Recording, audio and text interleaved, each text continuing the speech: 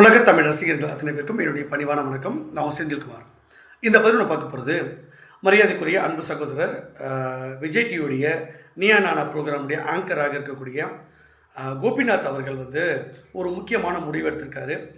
அவர் இது வரைக்கும் அரசியல் ரீதியாக எந்த அரசியல் கட்சியும் நேரடியாக சார்ந்து இருந்ததில்லை. ஆனால் திராவிட கட்சிகளுடைய அந்த கொள்கைகளை பின்பற்றி சமூக நீதி கருத்துக்களை போன்ற விஷயங்களை அவர் பிரதிபலிக்கிற மாதிரி அவருடைய ஒவ்வொரு ப்ரோக்ராமும் இருந்திருக்கு. இப்போது என்னுடைய முயற்சியின் அடிப்படையில் விஜய் தொலைக்காட்சி எனக்கும் விஜய் தொலைக்காட்சிக்கும் இதுக்கு முன்னாடி இருந்த கருத்து முரண்பாடு காரணமாக எனக்கு அவர்கள் செய்த துரோகத்துக்காக அந்த விஜய் தொலைக்காட்சியை எப்படியாச்சும் கைமாற்றி விடணும் அப்படின்னு நான் நினச்சேன். ஒரு நெருக்கடி தரணும்னு என்னுடைய பவர் அவங்களுக்கு முதல்ல புரியல. ஆரம்பத்தில் செந்தில்குமார் என்ன பண்ணிட போகிறாரு அப்படின்னு நினச்சிட்டு இருந்தாங்க. அதற்கு பிறகு நான் மேலிடத்தில் சொல்லி இப்போ அண்மையில் விஜய் தொலைக்காட்சி முக்கியமாக கைமாற்றப்பட்டது அப்படின்னு உங்களுக்கு எல்லோரும் தெரியும். அதை யார் வாங்கினாங்க அப்படின்னு உங்களுக்கு தெரியும். ஸோ மீடியாவை ஒட்டுமொத்தமாக நாங்கள் சட்டப்பூர்வமாக நேர்மையாக நடத்தணும் அப்படின்னு நாங்கள் எதிர்பார்க்குறோம். நாங்கள் சட்டத்துக்கு புறம்பாக செயல்படுறதில்லை. சட்டத்துக்கு புறம்பாக செயல்படக்கூடிய அவதூறு கருத்துக்களை பரப்பக்கூடிய வேண்டுமென்றே நம்முடைய இந்திய தேசத்துக்கு எதிராக செயல்படக்கூடிய சில தொலைக்காட்சிகளையும் பத்திரிகை ஊடகங்களையும் கட்டுப்படுத்துறதுல அரசாங்கத்துடைய பங்கு முக்கியமானது தான். அது எல்லா அரசாங்கங்களும் எல்லா காலத்திலும் பண்ணியிருக்காங்க. இன்னும் சொல்லப்போனால் நெருக்கடி காலகட்டங்களில் மரியாதைக்குரிய பிரதமராக இருந்த முன்னாள் பிரதமராக இருந்த இந்திரா காந்தி அம்மையார் அவர்கள் இந்த மாதிரி நிறைய நெருக்கடியெலாம் கொடுத்துருக்காங்க. திமுக கூட பல்வேறு பத்திரிகையாளர்களுடைய கட்டை விரலெல்லாம் வெட்டிய சம்பவங்கள் தமிழ்நாட்டில் அரங்கேறியிருக்கு.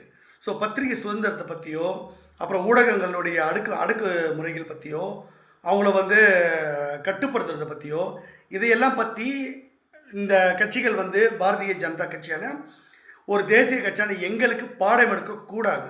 பாடம் எடுக்கக்கூடிய தகுதி உள்ளவர்கள் எடுக்கலாம், இவங்களுக்கெல்லாம் தகுதியே கிடையாது. அதனால் நாங்கள் நேர்மையான முறையில் பேச்சுவார்த்தை நடத்தி நேர்மையான முறையில் தான் நாங்கள் அன்போடு பேசி தான் நாங்கள் எல்லாத்தையும் எங்களோட இணைச்சிக்கிறோமே தவிர யாரையும் நாங்கள் சட்டத்துக்கு புறம்பாக எந்த மிரட்டலோ கொடுக்கறதில்ல.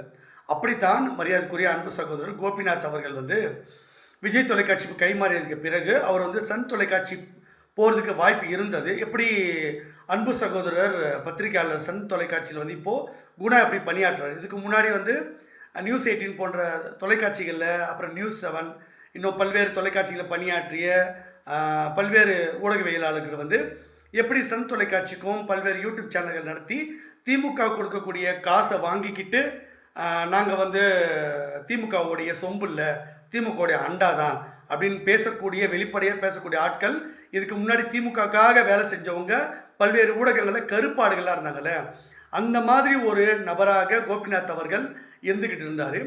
இப்போ வெளிப்படையாக அவருக்கு நீங்கள் சேனல் விட்டு போகிறீங்களா, இந்த ப்ரோக்ராம் விட்டு வெளியே போகிறீங்களா, இல்லை நீங்கள் இந்த சேனல்லே தொடர போகிறீங்களா அப்படின்னு கேட்டதுக்கு அவர் இல்லைன்னா நான் தொடர்றேன் அப்படின்னாங்க.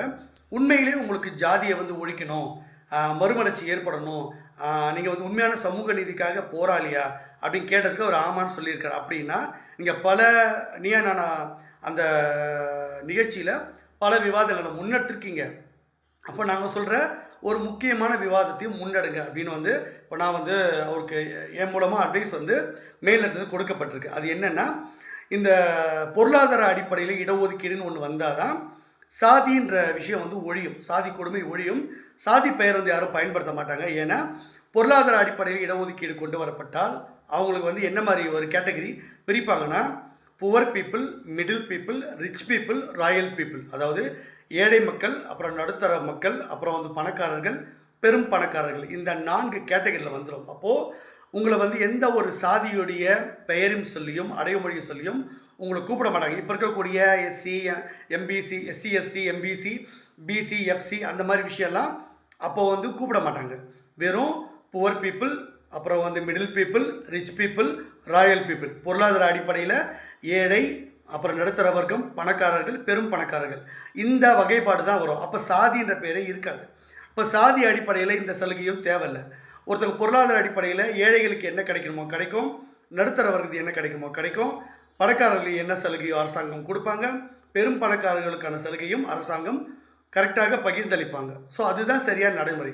அப்போ இதை தடுக்கிறதே இந்த திராவிட கட்சிகள், இந்த காங்கிரஸ் போன்ற பல்வேறு கட்சிகள் தான் இந்த பொருளாதார இடஒதுக்கீட்டை எங்களுடைய பாரத பிரதமர் பிதாமகர் நரேந்திர மோடி அவர்களும் எங்களுடைய சாணக்கியர் உள்துறை அமித்ஷா அவர்களும் நான் வந்து ஏற்கனவே ஒரு ஆய்வுக்கட்டுரை கொடுத்துருந்தேன். அதன் அடிப்படையில் புரட்சித் தலைவி அம்மா அவர்களும் முன்னெடுத்த இந்த பொருளாதார அடிப்படையில் இடஒதுக்கீடு சட்டத்தை வந்து இதை வந்து ஆதரிப்பவர்கள் எதிர்ப்பவர்கள் அப்படின்ற ஒரு நிகழ்ச்சியை நடத்துங்க. சாதியை ஒழிக்கப்படணும்னா பொருளாதார அடிப்படை இடஒதுக்கீடு வந்தால் மட்டும்தான் அதை சாத்தியமே தவிர மற்றபடி சாதி ஒழியாது. உண்மையிலே அவருக்கு அக்கறை இருந்தால் இதை பண்ணுங்கன்னு மேலிடத்தில் இப்போ சொல்லியிருக்காங்க. அதன் அடிப்படையில் அவர் அதை புரிஞ்சுக்கிட்டு உண்மையிலேயே ஜாதிய பாகுபாடை வந்து பிஜேபி செய்யலை, அவங்க உண்மையிலேயே மறுமலர்ச்சி கொண்டு வராங்க. அதனால் திமுக போன்ற கட்சி தான் ஏமாத்துறாங்க. அதனால் நான் பாஜகவிலே சேர்ந்துடுறேன் அப்படின்னு சொல்லிட்டு பாஜகவில் சேர்றதாக தகவல் வந்து சொல்லியிருக்காரு. அந்த சேனல்லையே நான் தொடர்றேன்னு சொல்லியிருக்காரு. அதனால் அவர் வந்து நிகழ்ச்சியிலேருந்து போக மாட்டார். அவருக்கு நிறைய பணம் கொடுக்கப்படுது. அவருடைய சம்பளம் பெரிய சம்பளம், அதுக்கான புகழும் அவருக்கு இருக்க அடையாளம் இருக்குது. வேறு சேனலில் வந்தால் இது கிடைக்குமா அப்படின்றத பற்றின டிஸ்கஷன் அவங்களுக்குள்ளது. ஆனால் அதை வந்து கோபிநாத் தான் எவ்வளோ ஆஃபர் கொடுத்தாலும் கோபிநாத் அவர்கள் தான், அன்பு சகோதரர் கோபிநாத் அவர்கள் தான் அதை முடிவு செய்யணும். அந்த இடத்துல அவர் இருக்கார். அதனால் இங்கேயே தொடர்ற அப்படின்னு சொல்லிட்டாரு. பாஜகவுடைய உறுப்பினராக அவர் மாறிவிட்டார் அப்படின்றதுல மாற்றுக்கிறதே கிடையாது. அது விரைவில் அதிகாரப்பூர்வமாக அறிவிக்கப்படும். அது ஒன்றும் தவறு கிடையாது. ஸோ இந்த மாதிரியான பொருளாதார இடஒதுக்கீட்டை பற்றி ஆதரிப்பவர்கள் எதிர்ப்பவர்கள் ஒரு விரைவில் வந்து அந்த ப்ரோக்ராம் அந்த விஜய் தொலைக்காட்சியில் வரதான் போகுது. கோபிநாத் அவர்கள், அருமை சகோதரர், அன்பு சகோதரர், மரியாதைக்குரிய கோபிநாத் அவர்கள் இதை நடத்த போகிறான்றது முக்கியமான தகவலை நான் முன்கூட்டியே இந்த சேனல் மூலியமாக பதிவு செஞ்சுக்கிறேன். இந்த பதிவு உங்களுக்கு பிடிச்சிருந்தா சேனல் லைக் பண்ணுங்கள், ஷேர் பண்ணுங்கள், சப்ஸ்கிரைப் பண்ணுங்கள். Thank you and Jai Hind.